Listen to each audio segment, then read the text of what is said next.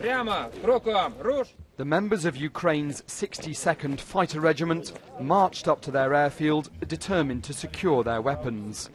The Belbek Airbase near Sevastopol had been overrun by Russian troops, but the Ukrainians planned to go to work anyway.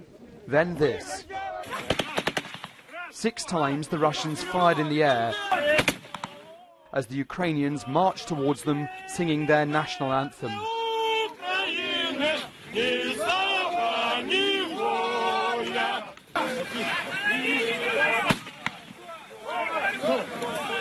Before finally they were ordered to a halt.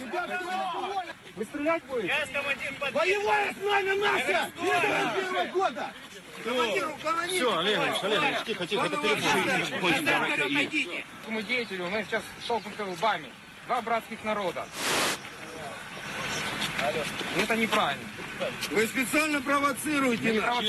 Мы без оружия. Какая провокация? Взять самолет и под охрану. And eventually the Russian commander started to defuse the tension. But the Ukrainians remained, staring down the men who were occupying their airbase. The Russians glowered back through their gun sights, and one of the Ukrainian officers described his frustration. Of course I was absolutely angry after their firing, but now just I am waiting for their decision.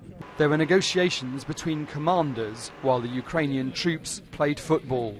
But then, from behind the Russian lines came 7 aggressive-looking men in largely civilian clothing.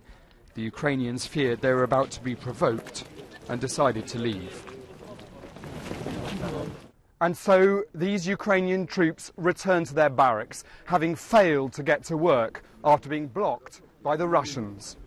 The flashpoint was an example of the dangers in the Crimean crisis. We can no longer say no shots have been fired, and one stray bullet, one hot-headed soldier, could have triggered a disaster. Daniel Sanford, BBC News, at Belbek Airbase near Sevastopol.